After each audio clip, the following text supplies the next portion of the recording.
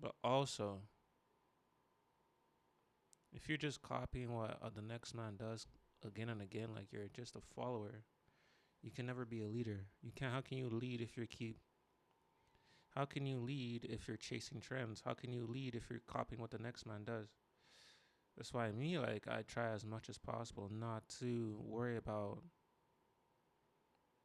who's done what or how have they done what they did until like I reach a certain point. Then I start doing research and seeing, okay, how did they do what they did? Don't get it twisted. Like, it's good to do research. It's good to like get inspiration and see how other people are doing it. But when you're starting out, when you're trying to do something new, or when you're trying to do something that other people may or may not be doing, and you want to be one of the first, it's important to block out the noise and do things your way and never worry about a next man or the way they might be doing it or whether they're doing it your way.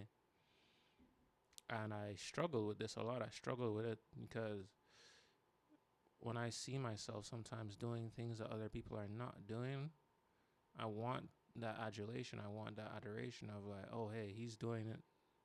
But at the end of the day, there's always gonna be someone. If you're, let me put it like this: if you have an idea that's very good, if you have an idea that's brilliant, the odds that someone somewhere in the world didn't have the exact same idea is very low, because at the end of the day, great minds think alike, right? So if you think you have a great mind and if you think you have a great idea, it's probably somewhere somebody just like you who has the same exact thought.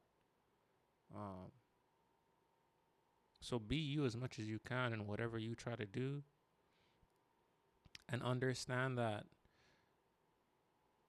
even if you might be going against the grain by not chasing a trend, you're actually bettering yourself in the long run, because then you can be the one who creates a trend. Because guess what? If you go against the trend, or if you decide not to follow any trends and you just stick to being you, if your shit pops off, guess what? Now you're the trend. That's how trends are created. Trends aren't created by people who are researching what other people did, seeing what works, and just like copying it, copying their structure, copying their flow, copying the way they do things.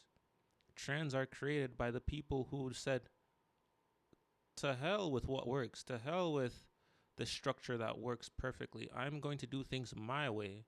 And if people like it, they like it. If they don't, they don't. Those people, those are the people who create the trends. Because guess what? When their stuff takes off, everyone says, oh, who knew that would work? Guess what? Nobody knows what's going to work until someone says, I have the balls to try and see if this works.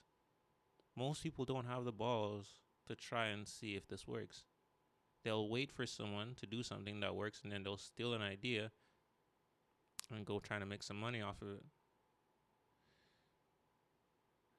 If you want to stop people from stealing your ideas, you're in a wrong timeline. You're in a wrong universe. I'll tell you that right now.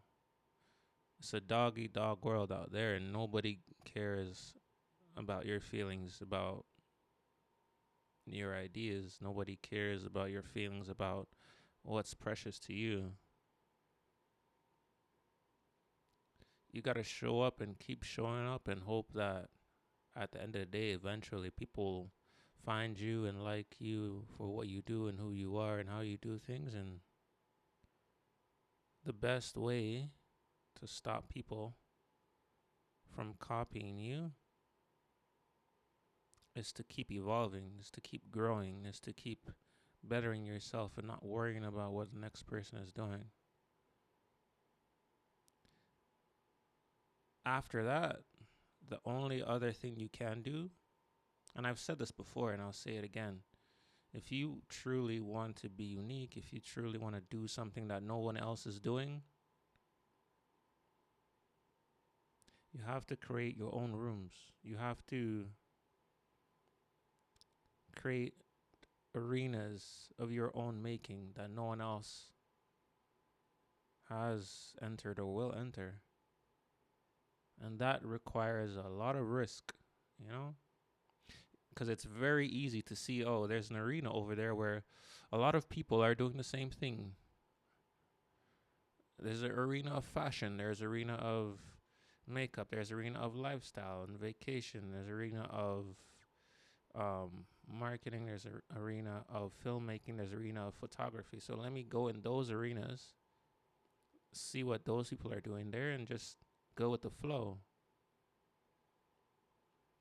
And it's easy. It's easy because those arenas already consist of people doing things that lots of other people are consuming. There is built in demand, so to speak, in those arenas. So you're walking into a space where you already know the product sells. You already know the service makes money. So you just have to like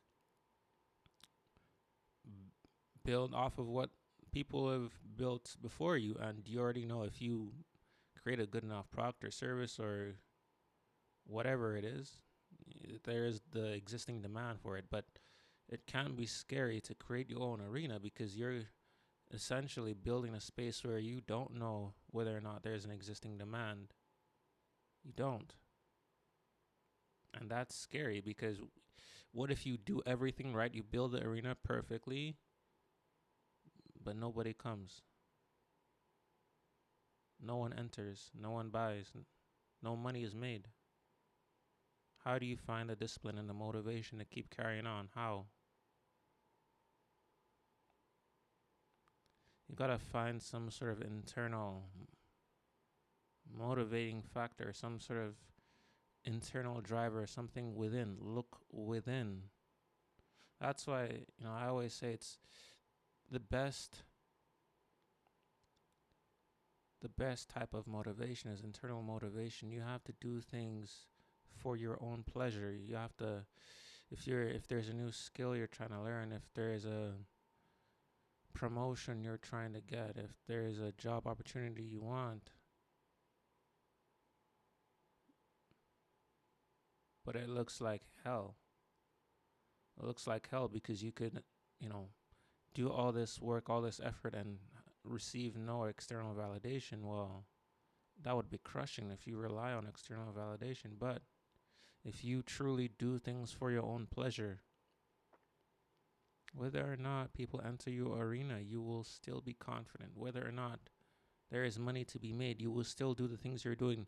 Most people who make something of themselves, and I'm not speaking about people who made money by being an employee of a company that generates a lot of money. There's a lot of people out there who think that, like success equates money. No, it doesn't. Because there's a lot of high paying jobs out there with people who don't really work that hard. So my definition of a success is like different from that. But what I have realized is the most people who made something of themselves and became a quote unquote success, or you know put food on the table, more food on the table than you can ever imagine, they did something that had no guarantee of success, and they did it consistently for a long enough time, um, with no expectation of anything coming from it. And that's kind of like the headspace you have to be in. You have to um, do it scared. You have to do it with the expectation that nothing could come out of it, and still, regardless. Anyways,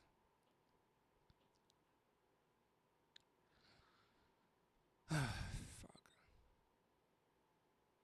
I just had to go on a rant because, like, I don't know.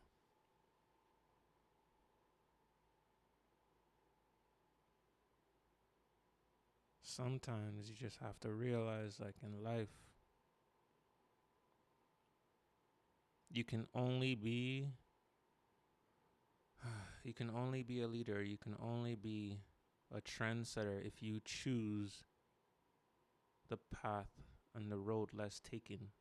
You can only be a trendsetter if you choose to go against the grain. You can only be a trendsetter if you choose to do something that no one else is trying to do. If you choose to do the thing that other people are saying, why the fuck would you go and do that? That makes no sense. There's no money there.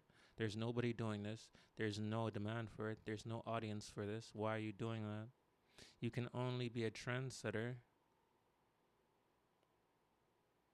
if you're willing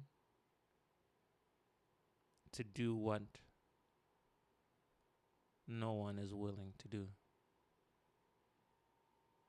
Everyone else is just a non-playable character, just going on autopilot in this life, and that's just a fact.